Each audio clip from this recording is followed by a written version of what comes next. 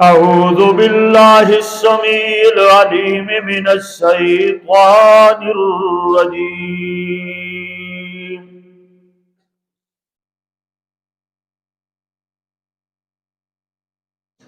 بسم الله الرحمن الرحيم.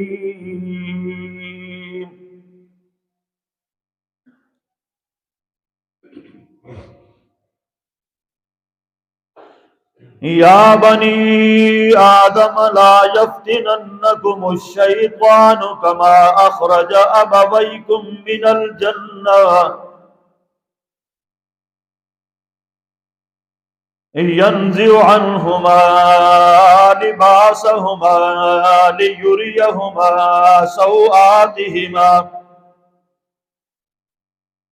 إنه يراكم هو وقبيله من حيث لا ترونهم إنا جعلنا الشياطين أولياء للذين لا يؤمنون.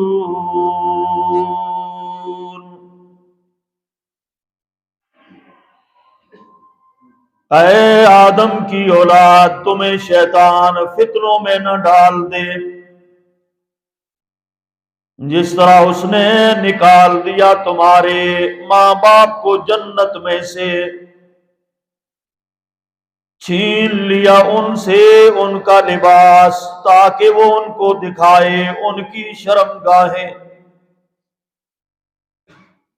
بے شک وہ شیطان اور اس کا قبیلہ تمہیں دیکھتا ہے اور تم انہیں نہیں دیکھ پاتے.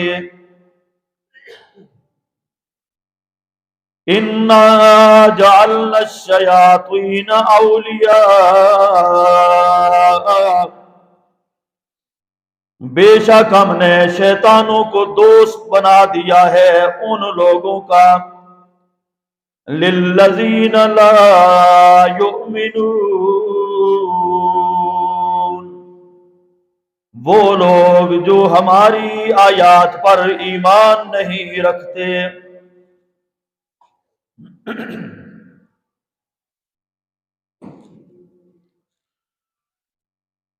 ہر قسم کی حمد و ثنا، کبریائی، بڑائی، تعریفات، تمہیدات، تمجیدات اور تقدیسات اللہ سبحانہ و تعالی کی ذات پاک کے واسطے ہے. وہ اللہ جو ساری کائنات کا خالق ہے، مالک ہے، حاکم ہے، رازق ہے. درود و سلام امام الانبیاء حبیب خدا جناب محمد الرسول اللہ صلی اللہ علیہ وآلہ وسلم کی ذات گرامی و اقدس پر، کہ جن کی اطاعت اور فرما برداری نجات اور کامیابی کا ذریعہ ہے، اور جن کی نافرمانی سراسر تباہی، بربادی اور ہلاکت ہے. میرے واجب الاحترام بزرگوں اور بھائیوں، قابل صد احترام معززات ماؤں اور بہنوں،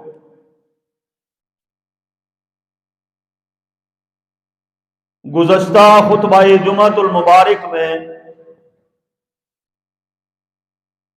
میں نے آپ حضرات کے سامنے کچھ شیطانی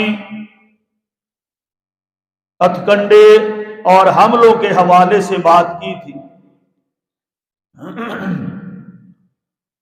کہ شیطان، وہ ابلیس لعین مردود، اولاد آدم پر کس طرح سے حملہ آور ہوتا ہے اور ابن آدم کی کون کون سی کمزوریوں سے وہ فائدہ اٹھاتا ہے۔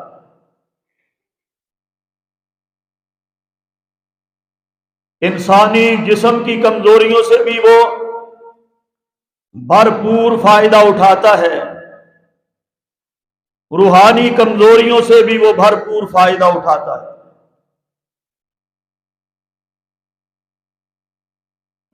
جن میں سے چند ایک کمزوریاں میں نے پچھلے جمعے میں بیان کی تھی کہ شیطان سب سے پہلے آپ کے نفس کے اوپر حملہ آور ہوتا ہے اور آپ کے جسم کے نچلے حصے پر حملہ کرتا ہے، اور اس کے بعد پھر آپ کے پیٹ کی کمزوری سے فائدہ اٹھاتا ہے، آپ کے پیٹ پر حملہ آور ہوتا ہے، اور اس کے بعد پھر اوپر آتا ہے، آپ کے دل پر حملہ کرتا ہے جو کہ جسم کا بادشاہ ہے، اور اس کے بعد اوپر پھر تمہارے دماغ کے اوپر حملہ آور ہوتا ہے۔ یہ انسان کی کمزوریوں سے بھرپور فائدہ اٹھاتا ہے۔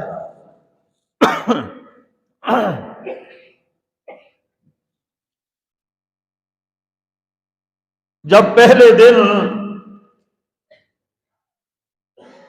اللہ رب العالمین نے فرمایا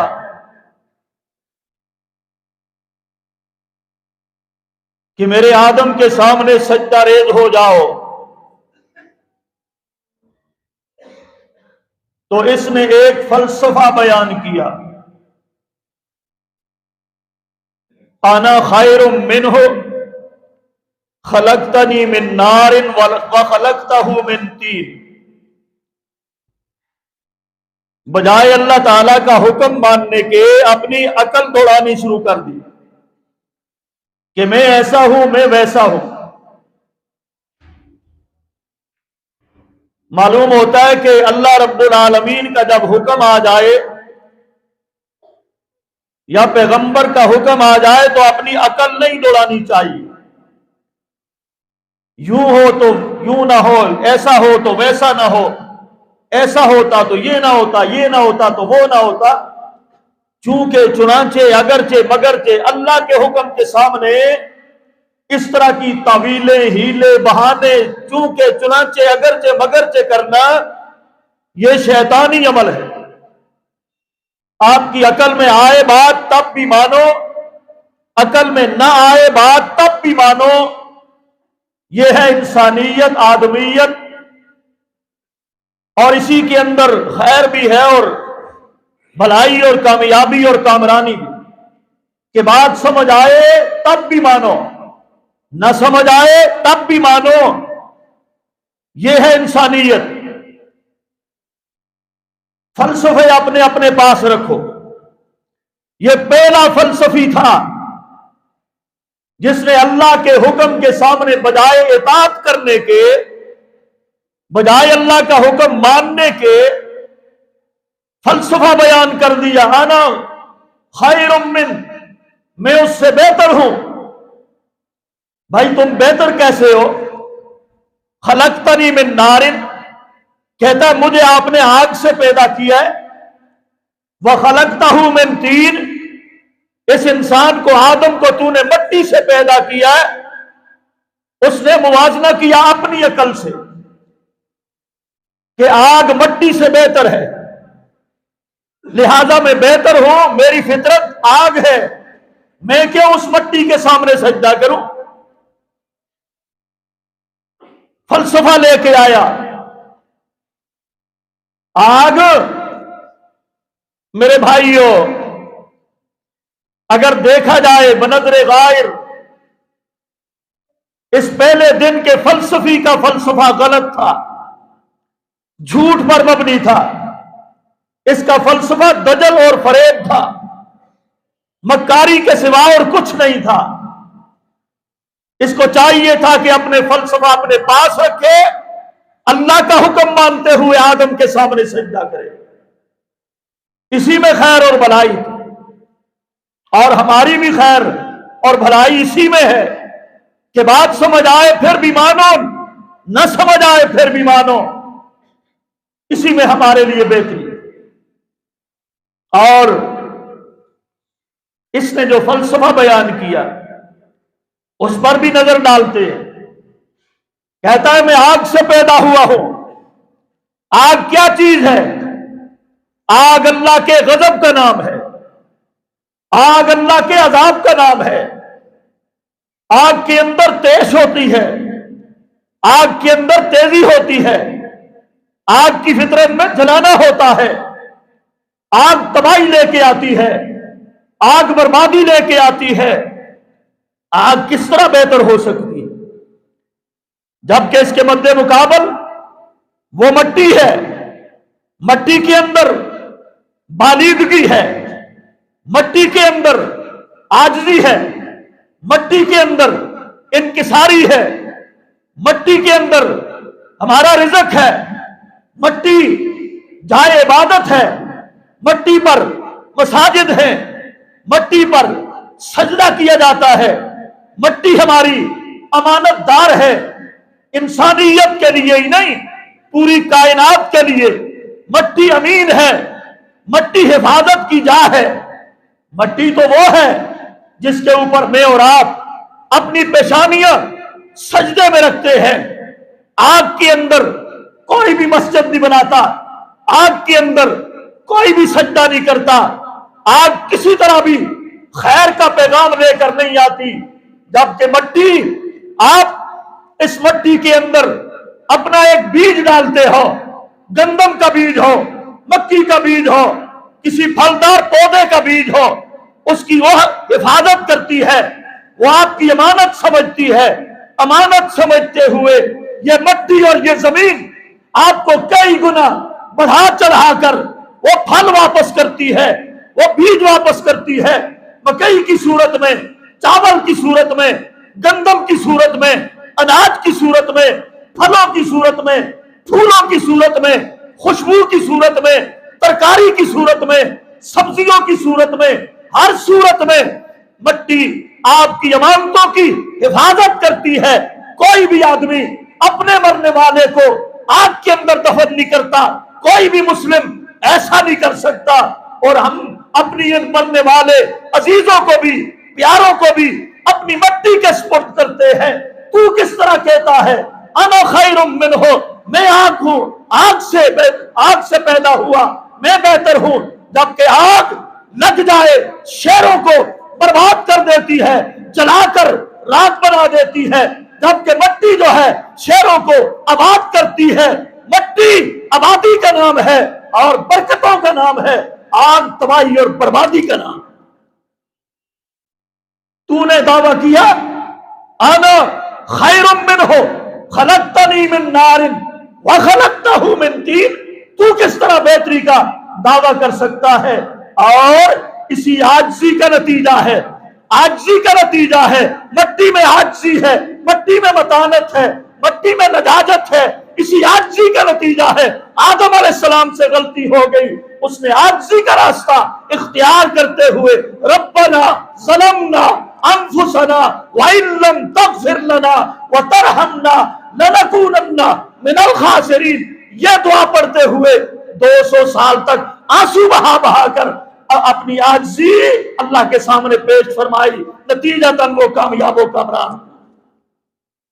آگ کے اندر تیزی، آگ کے اندر ترشی، آگ کے اندر اکڑ، اس اکڑ کا نتیجہ ہے، اس تیز اور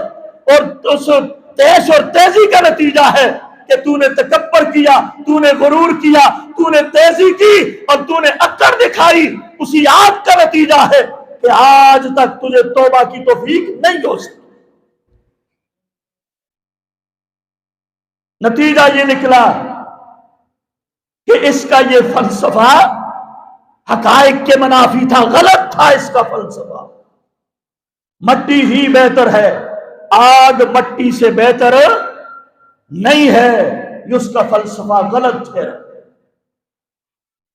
اللہ اکبر۔ تو میرے بھائیوں، آؤ میں اپنی بات کو آگے چلاؤں۔ یہ کس انداز سے پھر تمہارے اوپر حملہ کرتا ہے؟ پہلے دن سے اس کی اور ہماری دشمنی جاری و ساری ہے۔ میں نے پچھلے جمعے بھی عرض کیا تھا، یہ ہم سے عمر میں بڑا ہے، یہ تجربے کار بھی ہے، یہ پرانا پاپی ہے، ہم سے نئے نئے لوگ ہیں۔ کسی کی عمر 20 سال، 50 سال، 100 سال، 70 سال، ہم اس کا مقابلہ بغیر اللہ کی نصرت، رحمت اور مدد کے کیسے کر سکتے ہیں؟ اللہ اس کے مقابلے میں ہماری حفاظت فرمائے، ہماری مدد فرمائے، جوانوں بزرگوں کی حفاظت فرمائے، ماؤں بہنوں کی حفاظت فرمائے۔ اللہ ہم سب کے ایمانوں کی اس مکار دشمن سے ہمارے ایمانوں کی حفاظت فرمائے۔ یہ دعائیں کیا کرو، اللہم ثبت قلوبنا علی دینک یا مقلب القلوب۔ اے دلوں کے پھیرنے والے، اے دلوں کو پیدا کرنے والے، اے دلوں کے مالک، یا مقلب القلوب ثبت قلوبنا علی دینک، ہمارے دلوں کو اپنے دین کے اوپر ثابت قدم رکھنا اور شیطان کے مقابلے میں ہماری مدد فرما۔ تین چیزیں ہوتی ہیں جب آپ کے سامنے کوئی بھی چیز آتی ہے، تو تین چیزیں آپ کے دل و دماغ میں یہ لے کے آتا ہے۔ آپ نے کسی کا حسن و جمال دیکھا، تین چیزیں سامنے آتی ہیں۔ کسی چیز کی خوبصورتی دیکھی، تین چیزیں سامنے لے کے آتا ہے۔ سب سے پہلی چیز جو لے کے آتا ہے وہ ہے رغبت۔ آپ نے مال دیکھا، یہ رغبت دلاتا ہے۔ آپ نے کسی کا حسن و جمال دیکھا، یہ رغبت دلاتا ہے۔ پہلے رغبت دل میں پیدا کرتا ہے، اس کی طرف رجحان، دھیان، رغبت۔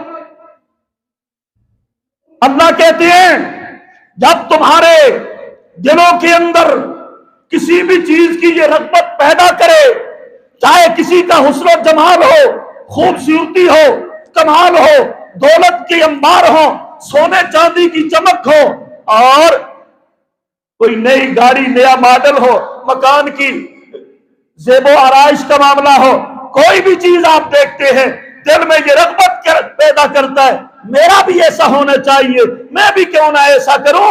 یہ رغبت جب آئے تمہارے دل کے اندر تو انا الی اللہ راغبون، اپنے رب کو یاد کیا کرو۔ تمہاری رغبت یہ شیطان کی طرف سے پھر اس کے پیچھے نہیں ہونی چاہیے، فوراً تمہاری نگاہ اپنے رب کی طرف جانی چاہیے کہ جس نے اس حسن کو پیدا کیا ہے، اس جمال کو پیدا کیا ہے، وہ آپ کتنا خوبصورت ہوگا، وہ کتنا حسین و جمیل ہوگا، اس کا اپنا کتنا کمال ہوگا۔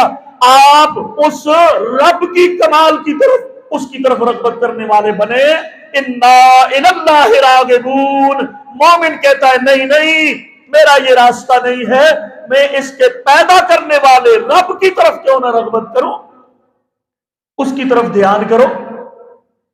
رغبت کے بعد پھر یہ دوسری جو کوشش کرتا ہے، رغبت کے بعد پھر طلب کا معاملہ ہوتا ہے کہ میں اس کو حاصل کیسے کر لوں، میں اس تک کیسے پہنچ پاؤں، اس کو میں کیسے طلب کروں۔ ہم شیطان کی مانتے ہوئے میرے بھائیوں پہلے رغبت دل میں پیدا ہوئی، پھر رغبت کے بعد ہم اس کو طلب کرنے کے لیے چل پڑے۔ قرآن کہتا ہے ضعف الطالب والمطلوب، یہ طلب کرنے والا بھی کمزور ہے، جس کو طلب کیا جا رہا ہے وہ بھی کمزور ہے۔ بات اصل میں یہ ہے ما قدر اللہ حق قدر ہی، لوگوں نے اللہ کی قدر کو جانا ہی۔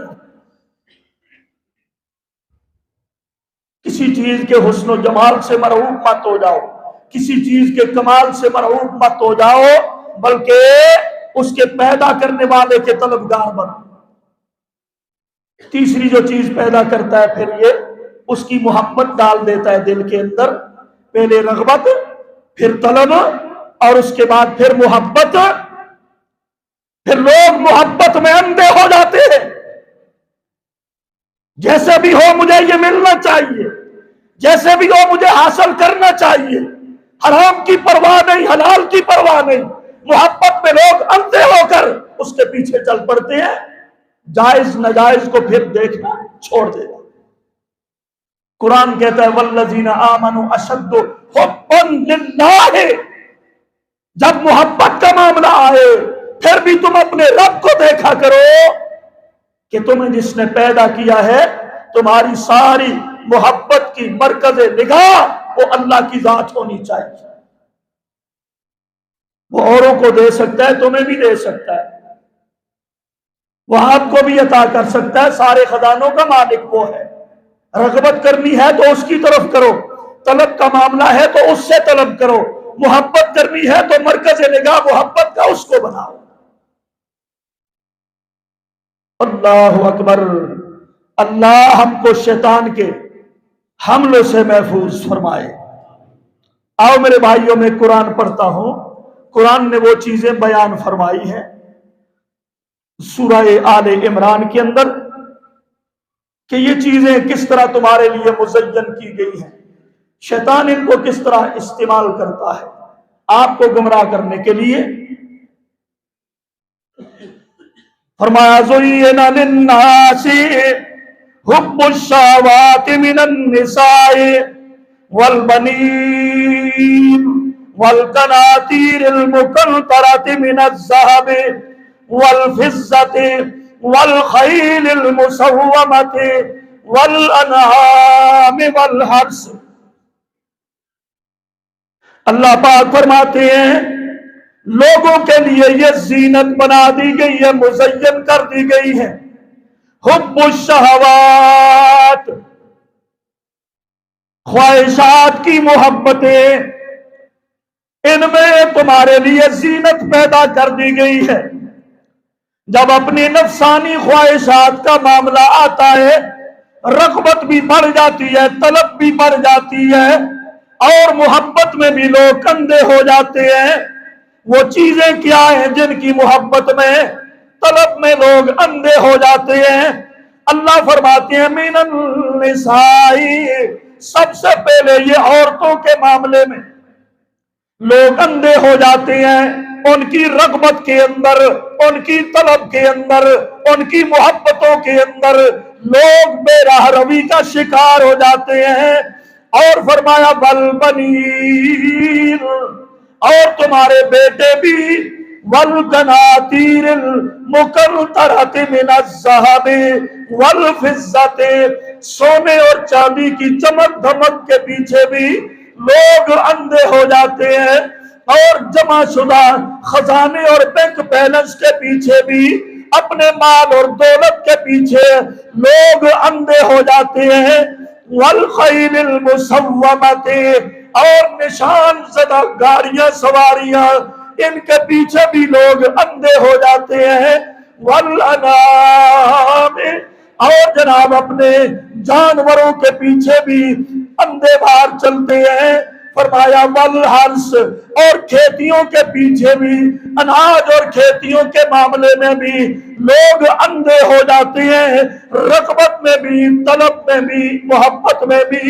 اللہ فرماتے ہیں ذالک متاع الحیات الدنیا، اور لوگوں یہ دنیا کا ساز و سامان ہے بس، واللہ عنہ حسن المآب، اللہ کے پاس تمہارے لیے بہت اچھا ٹھکانہ ہے۔ ان چیزوں کی طلب، رغبت، محبت میں اندھے ہو کے زندگی بسر نہ کرو، یہ فقط دنیا کا ساز و سامان ہے۔ واللہ، اللہ کے پاس عنہ حسن المآب، ایسا ٹھکانہ ہے جو اس سے کہیں زیادہ اچھا بھی ہے، خوبصورت بھی ہے، باقی رہنے والا بھی ہے۔ آپ کو اس ٹھکانے کے لیے طلب بھی کرنی چاہیے، رغبت بھی رکھنی چاہیے، محبت بھی کرنی چاہیے اس ٹھکانے کے ساتھ۔ یہ تو دنیا کا سامان ہے بس۔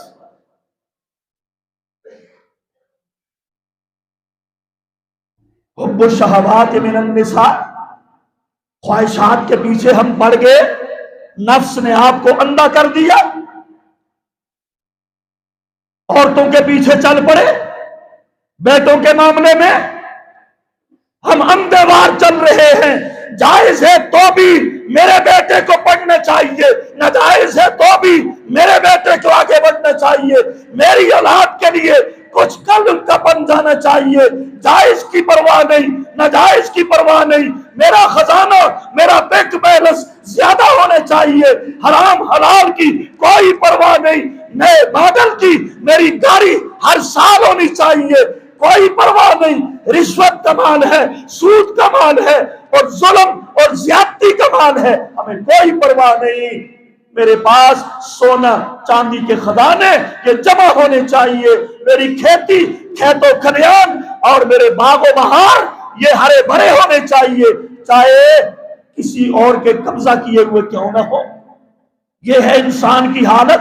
اللہ کہتے ہیں ذالک متاع الحیات الدنیا، یہ سب کچھ دنیا کا ہے، یہیں پر رہ جائے گا۔ تمہیں رغبت اور محبت اور طلب جو ہے وہ اس ٹھکانے کے لیے تمہیں کوشش کرنی چاہیے۔ اللہ ہم سب کو توفیق عطا فرمائے۔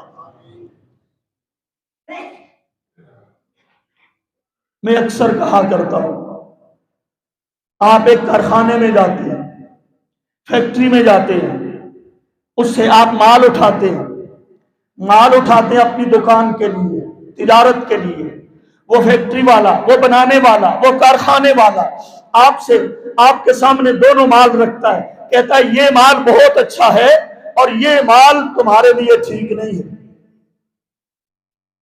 لیکن یہ تاجر مڑ مڑ کر کہے نہیں مجھے وہی دو جس کے بارے میں مالک کہہ رہا ہے کہ یہ ٹھیک نہیں ہے، وہ پھر کہتا ہے ٹھیک نہیں ہے، اور یہ بار بار یہ کہتا ہے نہیں مجھے یہی دو۔ آپ اس کو عقل مند کہیں گے، سیاںا کہیں گے؟ کبھی نہیں کہہ سکتے کہ بنانے والا خود کہہ رہا ہے یہ ٹھیک نہیں، آپ اسے کبھی نہیں خریدیں گے، کبھی اس کی تجارت نہیں کریں گے جس کے بارے میں مالک خود کہتا ہو کہ ٹھیک نہیں۔ جب مالک آپ کہتا ہے یہ دنیا تمہارے لیے ٹھیک نہیں، خالق کہتا ہے، مالک کہتا ہے یہ دنیا یہ تو متاع غرور ہے، دھوکے کا سامان ہے، اس نے تمہارے پیروں سے بھی وفا نہیں کی، اس نے آدم سے وفا نہ کی، اس دنیا نے ابراہیم سے وفا نہ کی، اسماعیل سے وفا نہ کی، موسیٰ ہارون سے وفا نہ کی، یحییٰ زکریا سے وفا نہ کی، اس نے تو جناب داؤد و سلیمان سے وفا نہ کی، اس نے محمد الرسول اللہ جیسے سرور کائنات سے وفا نہ کی، یہ آپ سے وفا کرے گی؟ ہمارے آباء و اجداد سے وفا نہ کی، یہ فرعون کی نہ بنی، یہ نمرود کی نہ بنی، ابو جہل کی نہ بنی، شداد کی نہ بنی، قارون کی نہ بنی، ہماری بن جائے گی؟ متاع الغرور یہ دھوکے کا سامان ہے۔ عورت کی محبت اور جناب یہ مکانات کی محبت اور یہ اپنی اولاد کی محبتیں، جائز اور ناجائز کی پرواہ نہ کرنا، یہ خزانوں پر خزانے جمع کرتے چلے جانا، اپنے مکانات اور کوٹھیوں کے میرے بھائیوں زیب اور زیبائش کے اوپر ناجائز پیسے خرچ کرتے چلے جانا، میرے بھائیوں یہ دھوکے کا سامان ہے اور کچھ نہیں۔ بقدر ضرورت آپ کرو، جتنا آپ کو ضرورت ہے اتنا کرو میرے بھائی۔ چھت آپ کے لیے ضروری ہے، اتنا کرو، لیکن آپ کو کس نے کہا ہے آگے بڑھ کر آپ اپنے باتھ روموں پر لاکھوں خرچ کر رہے؟ اللہ کی قسم اپنے آپ کے ساتھ یہ ظلم اور زیادتی ہے، اور اپنے کچنوں کے اوپر، بیڈ روموں کے اوپر لاکھوں کروڑوں آپ خرچ کرتے ہو، وہ آپ کی ضرورت نہیں ہے۔ اللہ کی قسم اپنے جان کے ساتھ، مال کے ساتھ یہ ظلم۔ ہم ان چیزوں میں اندھے ہو گئے، اندھے۔ آپ نے جو وہ پیسہ لگایا وہاں پر اپنے واش روموں کے اوپر لاکھوں لگایا، اللہ کی راہ میں لگا کر اپنے لیے حسن المآب جنت کا ٹھکانہ بنا لیتا۔ یتیموں کو دے، بیواؤں کو دے، غریبوں کو دے، مسکینوں کو دے، یہ نش بس، یہ ڈیلے، یہ اندر، یہ باہر، یہ پھر بڑھوتری، یہ سارا غرور اور تکبر کا دل میں آنا، یہ اسی چیز کا نتیجہ ہے۔ शैतान हमें कहीं से कहीं गुमराह करके ले गया, इन चीजों के जरिए आप पर वो हमला आवर हुआ, रग़बत में इजाफा किया, तलब में और मोहब्बत में, हम भी उन चीजों की मोहब्बत में अंधे होके आगे चले।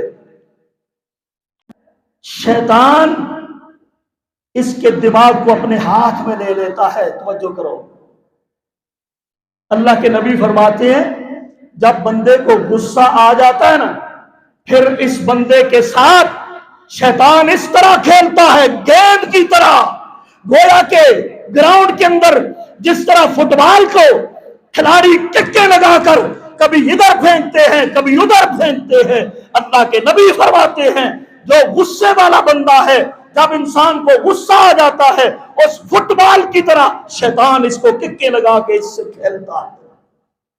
कैसे खेलता है? इससे गालियां बकवाता है, इससे जुल्म करवाता है, इससे जनाब ताकती करवाता है, इसके दिल में नफरत पैदा करता है, हसद पैदा करता है, कीना पैदा करता है। जब गुस्सा आता है तो ये सारी चीजें दिल के अंदर पैदा हो जाती है। क्यों? गुस्से के जरिए शैतान ने आप पर हमला किया है, गुस्से की वजह से आपने गाली दी, गुस्से की वजह से दिल में नफरत आई, गुस्से की वजह से कीना आया, गुस्से की वजह से आप पागल हो गए, गुस्से की वजह से आपने रिश्तेदारी को तोड़ दिया, गुस्से की वजह से तलाकी ले ली, गुस्से की वजह से खानदान बर्बाद किया, गुस्से की वजह से मेरे भाइयों ये सारी तबाही आई, बर्बादी आई। गुस्से की वजह से शैतान का बेहतरीन दरवाजा है, मौका है, जब आदमी गुस्से में आता है शैतान फौरन आके तेरे दिल और दिमाग पे कब्जा कर ले, हत्ता के बाद फिर कत्लो गारत तेरी तक पहुंच जाती है, खून रेजी तक पहुंच जाती है। ये गुस्से की वजह से एक बड़ा दरवाजा है शैतान की आमद का, गुस्सा। गुस्सा आए तो अपने आप पर कंट्रोल रखो मुसलमानों, आप कलमा पढ़ते हो, आप रहमतुल लिल आलमीन के उम्मती हो, कोई ज्यादती भी कर जाए परवाह ना करो, कोई बात नहीं, माफी तलाफी का मामला करो, आजिज़ी का मामला करो, गुस्से को थूक दो, शैतान को मौका ना दो, हसद कीने बुग़्ज़ का, अपने दिल पे कब्जे का, कत्लो गारत गरी का, रिश्तेदारियां तोड़ने का शैतान को मौका ना दो। शैतान के फुटबॉल ना बनो, शैतान के गुलाम ना बनो, शैतान के दांत ना बनो, शैतान के घोड़े और खच्चर और गधे ना बनो। वो शैतान की सवारी बन जाता है, वो जिधर चाहता है उसको लेके जाता है। जब बंदा गुस्से में आ जाए, अल्लाह के पाक नबी ने इरशाद फरमाया सबसे बड़ा पहलवान वो नहीं है कि जो किसी पहलवान को मैदान में गिरा दे, वो पहलवान नहीं है, बल्कि मेरी उम्मत का पहलवान वो है गुस्सा आए तो ये औज़ु बिल्लाहि मिनश शैतानिर रजीम पढ़कर उस गुस्से को थूक देता है। फरमाया मेरी उम्मत का बेहतरीन और बड़ा पहलवान ये जो गुस्से को काबू कर ले। वुजू कर लिया करो, ये भी गुस्से का इलाज है। ला हौला वला कुव्वता, इसका विरद किया करो, ये भी गुस्से का इलाज है। औज़ु बिल्लाहि मिनश शैतानिर रजीम ये पढ़ा करो, ये गुस्से का इलाज। शैतान का दरवाजा बंद रखो।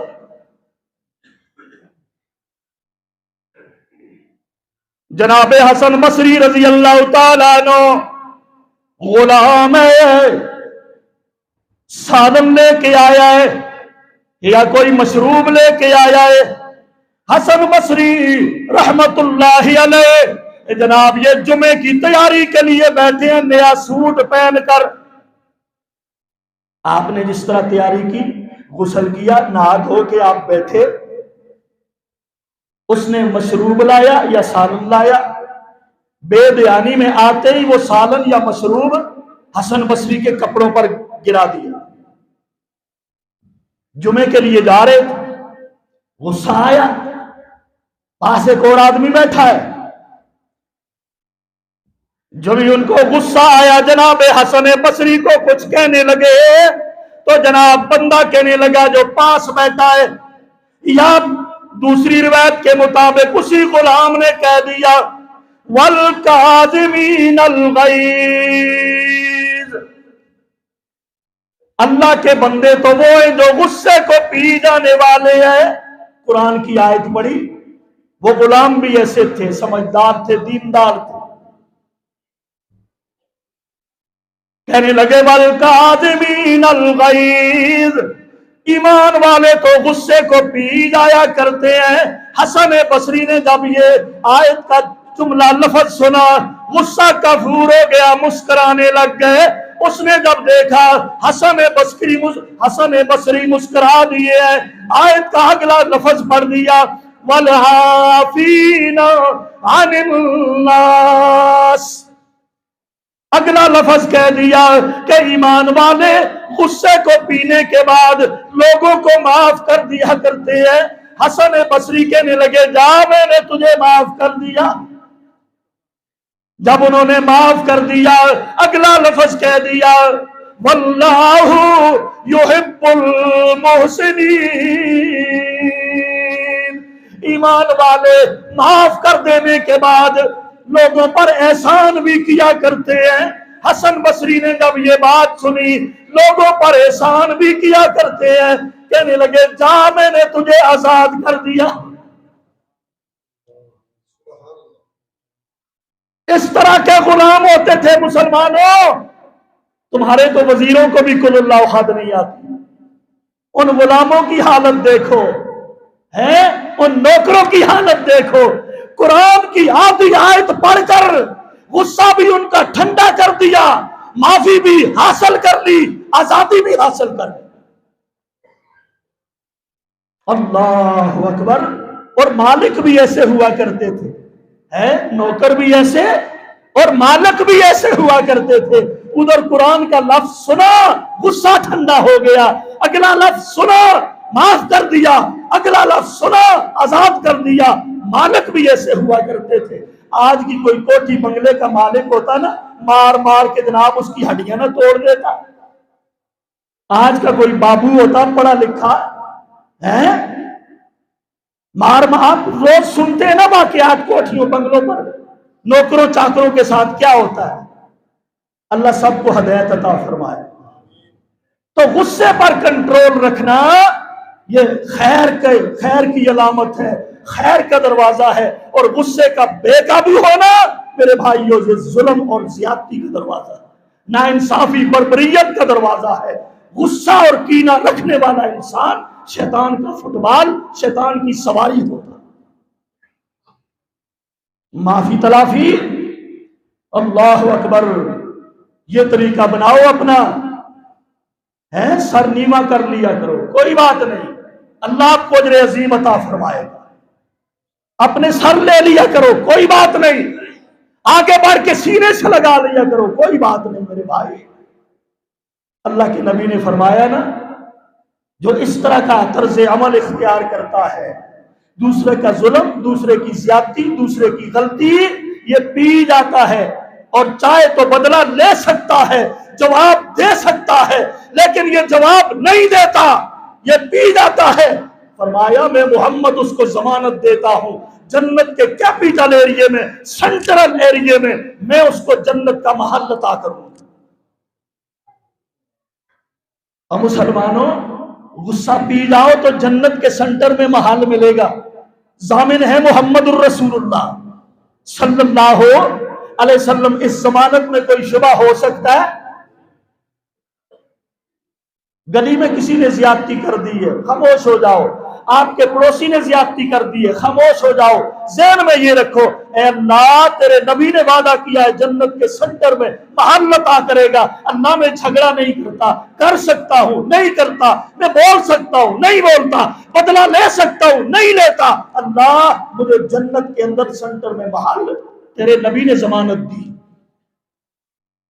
مومن کا طرز عمل یہ ہونا چاہیے نا، ہوگا انشاءاللہ. اپنے غصے کے ذریعے شیطان کو اپنے اوپر حاوی کبھی نہ ہونے. اللہ توفیق عطا فرمائے. اور میرے بھائیوں، نبی کریم صلی اللہ تعالی علیہ وسلم اپنی مجلس میں اپنے صحابہ کے ساتھ تشریف فرمائے. ارشاد فرمایا اللہ کے پاک نبی نے ابھی ایک جنتی آئے گا مسلمانوں، ایک جنتی آئے گا. صحابہ کرام کے دل میں جناب بڑی طلب پیدا ہوئی، خواہش پیدا ہوئی، ہم اس جنتی کو دیکھیں گے، کون آئے گا؟ دروازے سے دیکھا، ایک غریب آدمی آیا ہے، جناب اس کی داڑھی سے وضو کے پانی کے قطرے ٹپک رہے ہیں، ہاتھ کے اندر اپنی پھٹی پرانی جوتی پکڑ رکھی ہے، جوتی سائیڈ پہ رکھتا ہے، نماز پڑھنے لگ گیا۔ اللہ کے نبی نے فرمایا ہاں ہاں یہی جنتی ہے۔ خاموش ہو گئے۔ دوسرا دن ہوا، پھر فرمایا جنتی آنے والا ہے۔ صحابہ کہتے ہیں آج ہم دیکھیں گے کون ہے، دیکھا تو وہی کل والا تھا۔ تیسرا دن ہوا، پھر جناب اللہ کے نبی نے فرمایا آج پھر ایک جنتی آئے گا، دیکھا تو تیسرے دن بھی وہی غریب آدمی، وہی پرانی پھٹی جوتی، وہی وضو کے پانی کے قطرے، غریب پھٹا پرانا لباس۔ حضرت عبداللہ بن عمر بن عاص کہتے ہیں رضی اللہ تعالیٰ عنہ، میرے دل میں یہ خواہش پیدا ہوئی، آج 3 دن ہو گئے، اللہ کے نبی کہتے ہیں جنتی آئے گا، یہی آتا ہے، جنتی آئے گا، یہی آتا ہے، جنتی آئے گا، یہی آتا ہے۔ 3 دن ہو گئے جنت کی بشارت ملتے ہوئے، میں اس کا مہمان کیوں نہ بنوں، دیکھوں یہ عمل کیا کرتا ہے۔ کہتے ہیں نماز کے بعد میں اس کے ساتھ ہو لیا، اور میں نے کہا اے اللہ کے بندے میں تیرا مہمان رہنا چاہتا ہوں، میں اس کے ساتھ چلا گیا، میں نے اس کے ساتھ رات گزاری۔ بعض روایات کے مطابق 3 دن ان کے ساتھ رہے، ان کی راتوں کو دیکھا، ان کے دنوں کو دیکھا، ان کی نمازوں کو دیکھا، اس کے اعمال کو دیکھا۔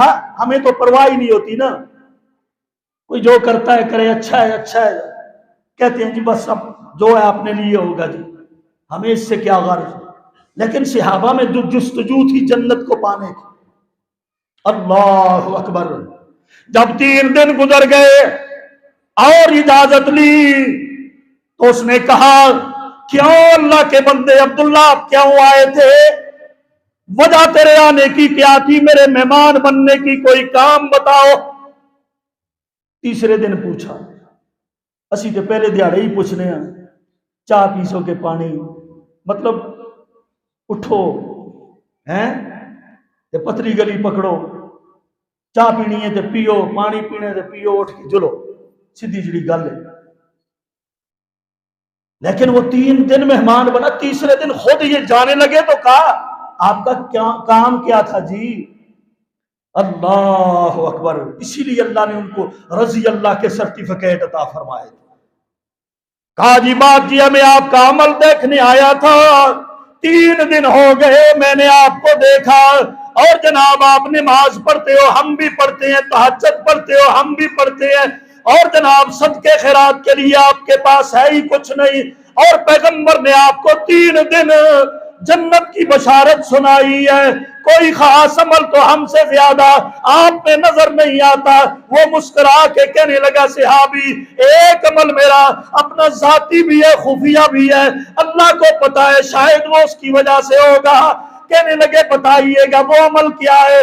کہنے لگے جناب کوئی بندہ مجھ سے ظلم کرے، زیادتی کرے، سارا دن کرے، کتنا بڑا ظلم کرے، نا انصافی کرے، میں جواب نہیں دیتا، اور دوسری بات یہ ہے رات کو چارپائی پر سونے کے لیے قدم بعد میں رکھتا ہوں، پہلے میں اپنے مسلمان بھائی کو معاف کر کے سوتا ہوں، دل سے معاف کر کے سوتا ہوں، میں کینہ لے کے نہیں سوتا، میں بغض لے کے نہیں سوتا، میں دل میں نفرت لے کے نہیں سوتا، عداوت لے کر میں نہیں سوتا، میں سب کو دل سے معاف کر کے سوتا ہوں۔